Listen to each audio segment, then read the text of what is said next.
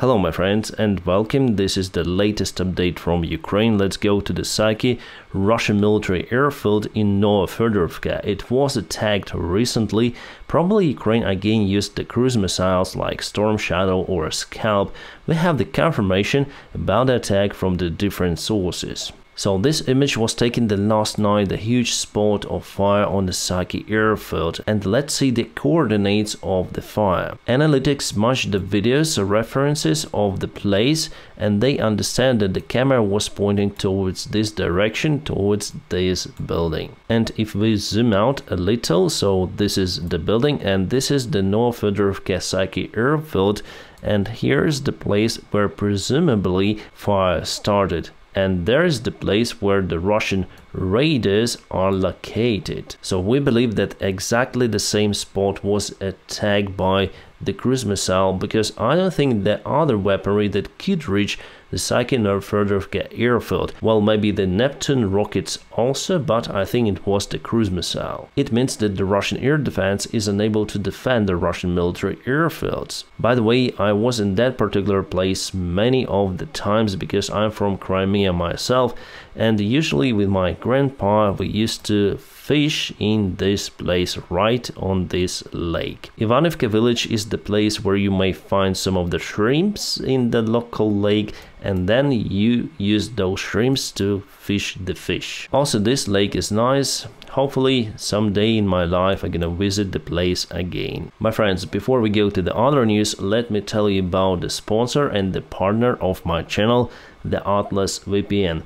They still remain with the Black Friday deal, which was made especially for my followers. It is the unique proposal and the best offer on the market for all of the premium VPNs, where you may get the Atlas VPN Premium for just $149 per month plus 12 months extra. It has never been so easy and so cheap to join our club of the Atlas VPN.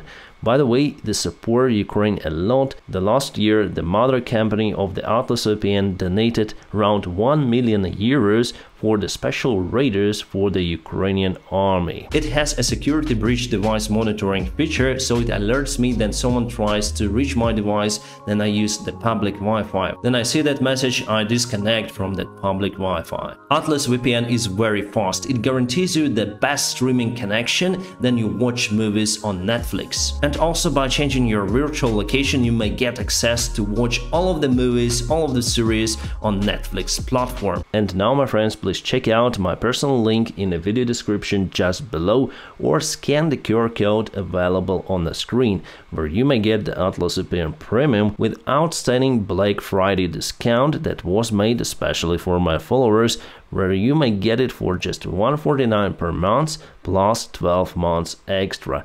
The deal is time limited, so hurry up to join the club. Alright, let's go back to the front line. So why are we here in Marinka? Because there are no any frontline changes recently, but Russia offended today with many of their vehicles. More than 20 vehicles were used by Russia, tanks and infantry, and later on Ukraine caputed the most part of those. 19 of the vehicles were reported to be kaboomed for the Russian Federation. Yet we are waiting for the video confirmation or photo confirmation from the place, but we have the report from many of the sources, including the local commanders of the Marinka defense forces. Russia tries to get the surrounding place under control for many months. The fight for Marinka lasts more than the fight for Bakhmut city. By the way, we have not so good news from the Bakhmut city. Unfortunately, Russian forces advanced to Crimea, taking the part of that village under control. Let's check out the timeline. It was yesterday and it is today. It doesn't mean that this move happened just for the single day, but we have the military map update. Probably for the several days, finally we got the information that Russia advanced to Crimea. Russia already reported that they took the Crimea under control, but for now they established the control under the part of the village. Again, let's check out our 3D map over here. So this is Crimea. Let's go from this direction.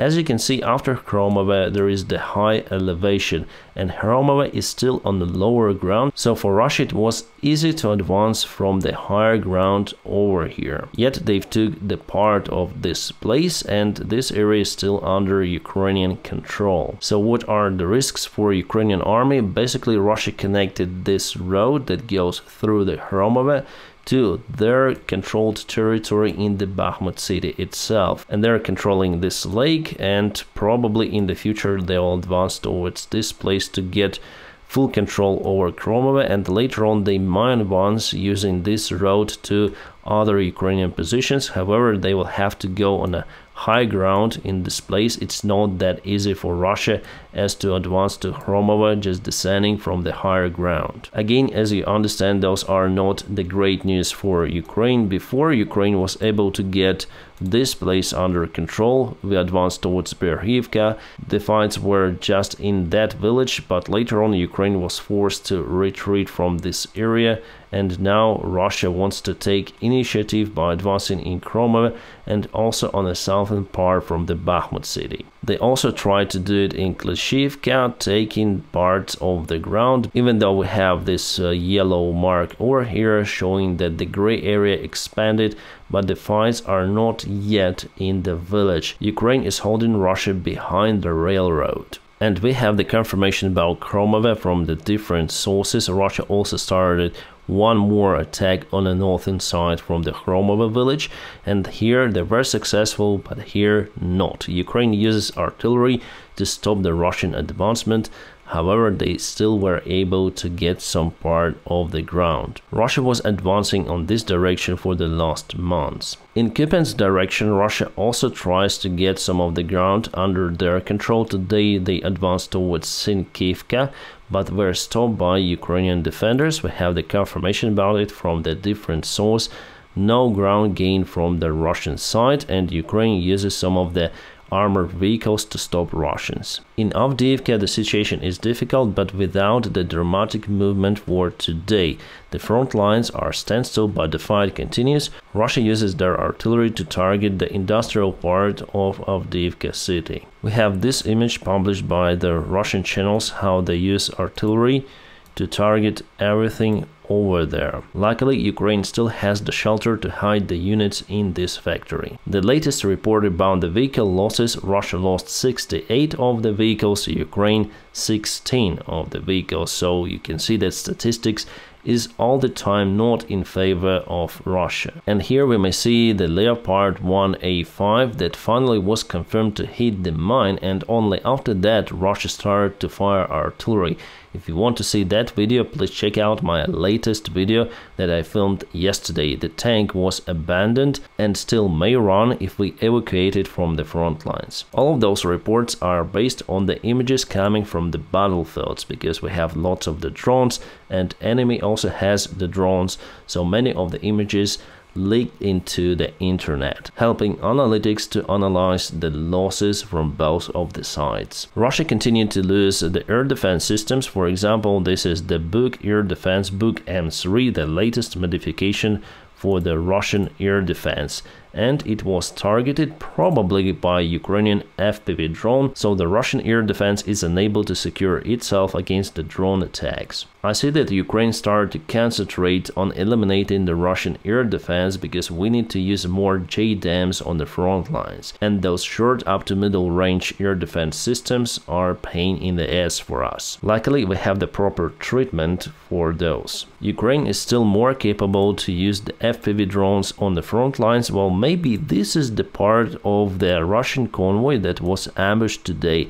However, I see just a couple of vehicles on those videos, but all of them were targeted by the Ukrainian FPV drones. I think that it is not the case of what happened in Marinki today. Again, the Russian air defense system Tor was targeted recently. You may see the snow over there. Here we have the drone thermal camera. You may see how interesting it is. It's like the predator vision. In this case, our guys did nothing to stop the Russian tank. It basically hit the mine in the area. Also, we have numerous reports from the Russian side that they hit their own mines on assault because they didn't make the minefields maps for their own army, so they mined everything randomly. And probably the Russian general who lost his life yesterday didn't know about the Russian mines either. Russia already confirmed the loss of their general. There are many of the videos that I mostly share on my Telegram channel because some of them I am unable to upload over here. So for example, Ukraine targeted the command Russian vehicle KAMAZ somewhere on the south. I show this photo for you to realize the situation for our guys in Crimea.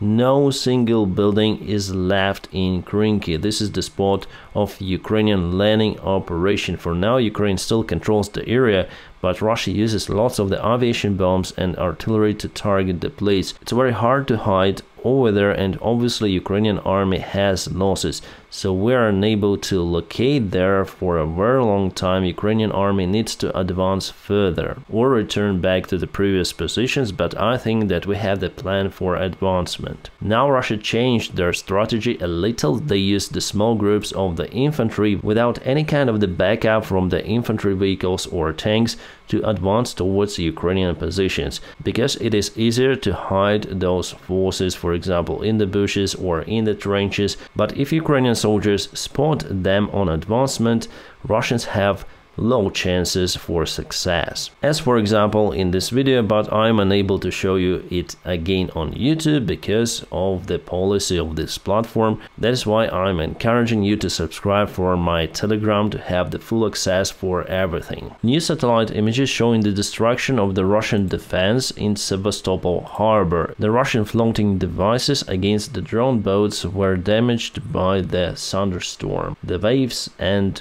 wind, which plays in favor of Ukraine, so it's time probably to launch some of the drones to Sevastopol. The Odessa region government decided to encourage Ukrainian men to join the Ukrainian armed forces by giving them some of the funds. So how much do you think? It's just 20,000 hryvnias, which is roughly $600. So just compared to the Russian $7,000, which they give to their volunteers right after they join the army. For $600, I don't think that Odessa region finds the volunteers. Yes, Ukrainian people are more motivated than they fight, but now we are in lack of the volunteers, so governments and local governments in the cities, they try to find some people to fight during the future spring and summer campaign. Unfortunately, the golden time for Ukrainian army volunteers was wasted. At the very beginning of the war, there were queues to join the Ukrainian military, but half of the people were rejected to join the Ukrainian army, and now they eagerly want Ukrainian men to join. The kaboom was reported in the Bryansk city. This is a facility where Russia stored their Shahid drones. They call those drones Geran 2, but basically those are the Russian-made Shahid drones. All of the spare parts they get from Iran right now. So we have the good news for Ukraine, because Russia uses lots of the drones recently to attack Ukrainian infrastructure, with a new modification, by the way. So this is the Geran 2 drone made out of the fiber. It's not the carbon fiber, just the standard one, but here you can see the honeycomb construction, and basically those parts are transparent for the radar signals, which is bad. Also, Russia modernized the control block of the drone. Now it is equipped with a SIM card, so Russia might use the mobile connection to control their drone just in the skies. Before they put coordinates on the ground, unable to change them during the flight, and now they can do it, unfortunately. Reuters say that Putin will continue the war in Ukraine until the elections result in the United States. The elections in US will happen November next year. Reuters say that a Russian dictator waits for the new president to reach their power in the United States, so Ukraine would have much less support in that case. That is why they say that the chance for the peace agreement in Ukraine are very low for the next year. Definitely many of the politicians and media sources are pushing Ukraine for negotiations with Russia, but they should have asked Putin first whether he wants to stop the war in Ukraine. I don't think he is willing to stop. This is the Scranton Shell factory in the United States of America. It is able to produce 11,000 artillery shells per month. Also, those shells are delivered to Ukraine. This factory alone plans to expand the production by 6 times in the next year. It is crucial to expand the production because modern-day war shows the importance of the artillery systems. Still, it's one of the most important weaponry on the front lines. Definitely, it takes lots of the efforts to produce those shells and to check everything. So guys do a very good job. This is the other type of the Western-made rocket artillery system. The launching spot is similar to M270, but the vehicle is the new one. I think it's the South Korean made. It's called Homar-K. It is 8x8 drive vehicle, quite capable and very powerful. Poland, by the way, signed a contract with South Korea to supply 218 of those systems, plus 486 of the HIMARS systems from the United States.